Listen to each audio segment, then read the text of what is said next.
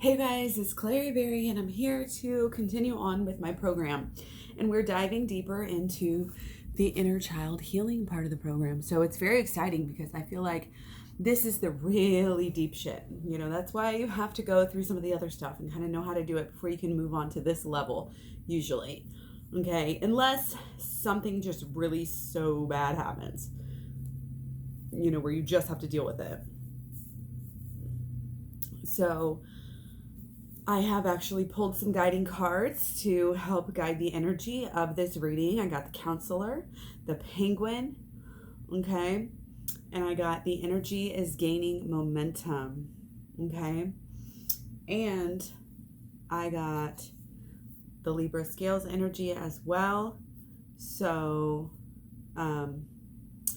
judgment.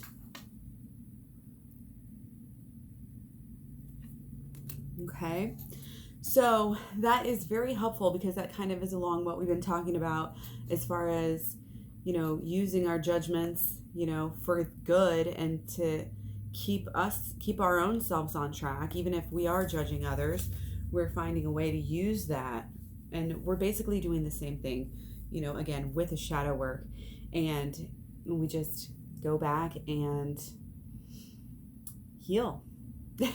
We just heal. We just do the healing that we weren't able to do as a kid, but do it now. And you can heal yourself. In fact, you're the only person who can truly heal your own self. The power of healing is within you, and it is a choice. So the metaphor with the itch is really just literally came out of the fact that it is the acronym, but then it became something more like it really is this metaphor. Just very similar to all of the other work that I do that I talk about anytime you have old issues like that. And then like you heal to a certain extent, you just don't heal very well. So you have essentially, I always like to relate it to like a scar or a cut or something, like a wound, a very bad wound where, it takes time to heal it and all of this stuff. It's just great metaphor to get in there and do the work that we're doing. Again, like I've said in other videos, we clean it out and we fix it over time. Again, the metaphor is like this, but this is just like that itch that needs to be scratched. And it is the itch part because it's shadow work and inner child healing. So the ICH, spelled a little differently, but still it needs to be scratched. Sometimes it's like you don't even know why you're itching so bad. You don't know why. Do you have poison ivy? Do you have oak mites? Do you have poisoned oak? Like are you having an allergic reaction? Like why are you, is this a nutritional thing? Like what is going on? And it's like symbolizes your unconscious, really being in control of things. And if it's underlying and it can get infected, and then you're having more problems and more problems, it's just this downward spiral that can ultimately lead to death. And you have to get to the underlying problem so that you can solve it. Otherwise you're going to be itchy, who knows, maybe forever. And that's what it is, because it comes, and all these problems that can happen are exactly what can happen if you don't do your inner child work and your inner child healing. This itch that needs to be scratched, that the scratching is really like the actions, that stem from the lack of inner child healing. Okay. So again, I talked about a whole video, a couple of videos back on the program, where this is the way that your life is going to manifest. This is how you know that you need to do inner child healing. And all of us have things like that we need to deal with. Okay, we've all been going through these periods of darkness where they need to be solved, and they can be solved. And it is about going within. It is about balancing yourself out in all the different types of energy holistically that you have. Okay, so if you're this far in the program, you probably already know all that, but I just want to, for anybody who may have stumbled upon the video or whatever. Okay. So, like I said, we're making sure that whenever that we're taking care of this problem, we're taking care of the underlying reason that we're having these problems. We're not just trying to put more drugs, more quick fixes, more bullshit on top just to try to help the symptoms. That's not going to work. We need to do the holistic healing and go underneath, go the underlying problem and solve it. And this inner child healing work does exactly that. You're able to really get to the true cause of a lot of your issues. And you can do them all. I really honestly feel like anything can be healed. You can heal the worst trauma, or you can heal even little things that you didn't even know that you needed to heal. Okay, it's kind of cool to see, the different types. And so because of the way of things, I want to start out with some of the less emotional stuff. And then we'll move into some sort of the heavier trauma as we go. So just to know, inner child work doesn't have to be all the way to childhood. It could be adolescence. It could be young adulthood. It could be, middle age, whatever. It could be last week. I don't care. Like anything that happens in the past, you can use the same principles. It doesn't matter. Okay. And in fact, I recommend that this is a process, just like the shadow work, and we're doing these things over and over and over again. Okay. So let's see where I want to go from here. So like I said, sometimes you can do this on a very mental level, again, kind of like the switch work, the same thing. You're just asking yourself, you're just doing it for the past. You're not asking yourself like how you are now or how you feel now. What is my rant against somebody at this moment? Or, why was I bugging on them last week? This is going back deeper, and it's asking, questions about how you feel about these times a long time ago. And I always feel like you could start out, pretend like you're talking to, a really good friend that, wasn't there when you were going through this, whatever comes up when they say, somebody used to ask you or ask yourself, how was your childhood for real? And be honest and almost like really just candid, and let stuff come up, let yourself talk about it, let yourself think about it, let yourself write about it, however you want to process it. I highly recommend, even just visualizing this. How is my childhood? However you deal, and again, sometimes this stuff pops up and it needs to be dealt with. And this is how most people, again, know of inner child healing work, is because they had to do it because of a trauma. But I'm saying, again, let's use this every day, all the time, for healing, things that, again, we might not have even known. Okay. So sometimes we just collect viewpoints and ways of life, ways of experiencing things, inferences that sometimes people put on us, and sometimes we just pick up on our own, creative, imaginative abilities, deductions, just like through experiences, we start to infer things. And, a lot of this can be really mundane and you don't even know why. And then one day you put it together and you're like, wow. I have a story about this, which I've told before, but it's so funny because I'm actually vegan. But the story is about hamburgers. It was when I was a younger child. My younger sister is a few years. She's like 2 years younger than me. My older sister is like 4 years older than me. So my parents had decided this particular night that they were going to, and this is a really, it's a little funny story that we talk about sometimes. We make fun of my parents and ourselves. But it's like, for me and my younger sister, they just gave us hamburger with bacon wrapped around the edge, okay? And they had allowed themselves to have some like really fancy steaks. Okay. So I don't know. I'm the type of person where, I didn't let something like that bother me. Like I, told myself I didn't care right from the get-go, I'm sure. And, I didn't think much of it. But I think that later on, when I started doing this in different ways, it popped up that this was something, because, and again, this is why I say to kind of think about it as you're telling a friend, because when you're doing inner child healing work and you're like, okay, I'm going to deal with something really heavy. It's like, yeah, okay, you know what you're dealing with. But with this, it's like, I didn't even know. I would bring that up as a joke to people who would ask me, like certain things, or in certain conversations. It's just like one of those funny little anecdotes, and we would bring it up as jokes.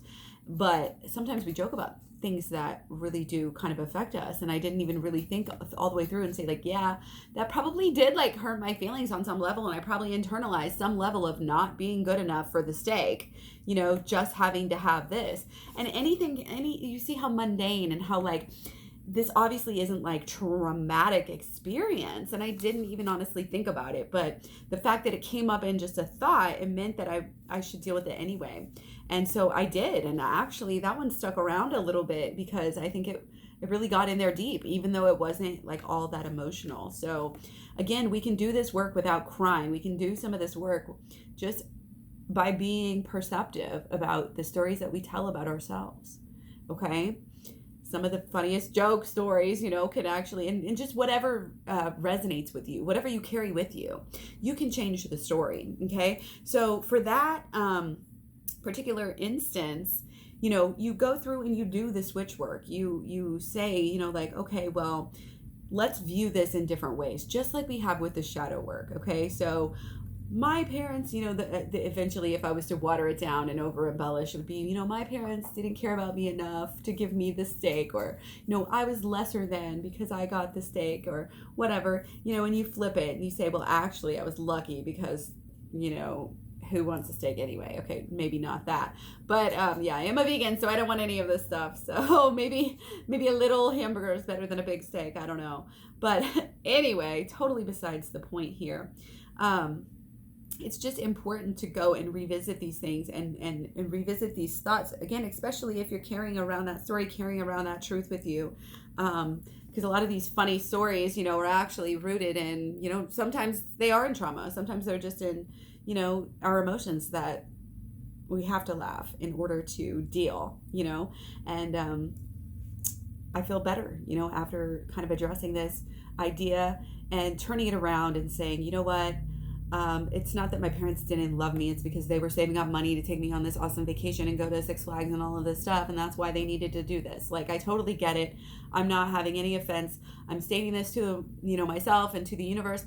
I'm not having any negative thoughts about this. I release, you can say it. I release any negative, associations and thoughts with that instance, with that situation in my past. And now I know. You can talk yourself up and tell yourself,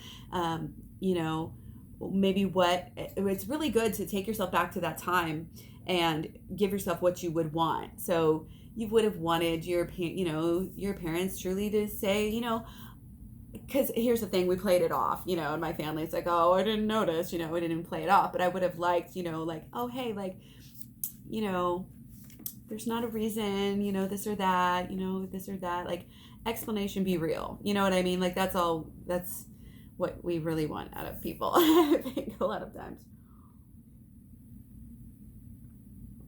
So instances like this can happen all over the place as we're growing up, because we have these authority figures, we have these priests, these parents, these grandparents, these teachers, our peers as well, that are, differently in their own way, sometimes again on purpose, sometimes without even paying attention, that give us signs and signals that, we're not good enough. And, the media really shines their light on all of this, trying to get us to buy things and do things and give them money and all of this stuff. And, the TV and the media, the radio, different music, all sorts of music, different religious, factions and groups.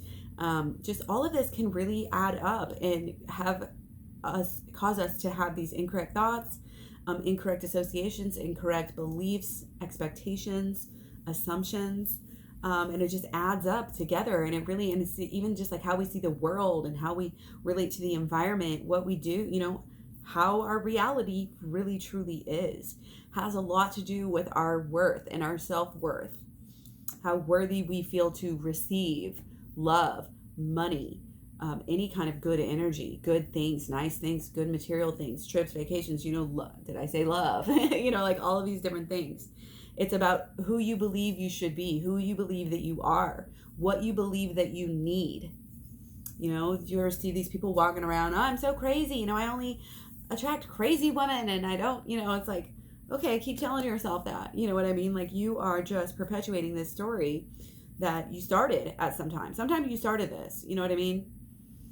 That type of stuff is not, like ingrained. This is learned things that we can unlearn.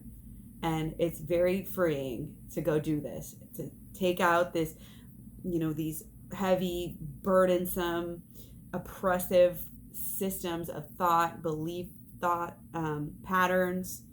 Just get down. This is about our own selves, again, about our intelligence, about how emotional we are, about what we believe about certain genders, what we believe about certain groups of people, what we believe we're interested in, what we believe we're capable of, how we heal, how healing the processes are, just how life is supposed to go, I've seen a lot of people tell me, oh yeah, grandma said I'd always be fat and single, and here I am, and it's like, wow, it's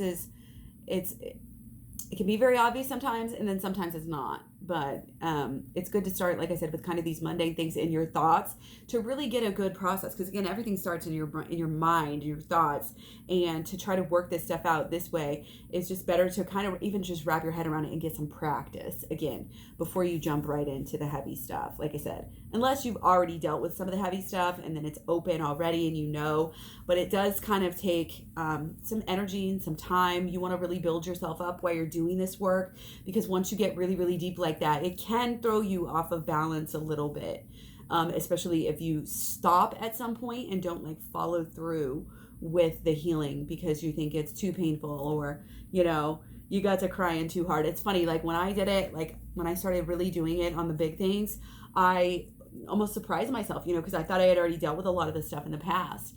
And it was kind of funny. I'm like, oh my gosh, like I was like walking down the street like bawling because I just thought I could do it wherever, and it was fine because I loved it, because I love the outdoors and I love my hill, and I don't care to like cry as people are driving down the street. That's not no matter to me.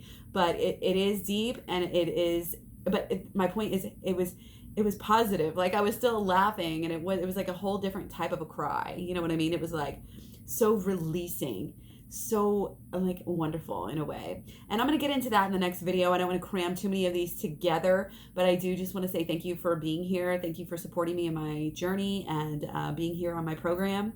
If you don't know, this is a video that is part of a program. So if you're just randomly watching this video, then go check out the playlist. It's called My Program right now on probably the description boxes you can find there, or excuse me, playlist here on YouTube, but you can go to the description box, or you can get any of the most recent prices for any of my stuff at KlaireeBerry.com. So thank you. I'll talk to you soon.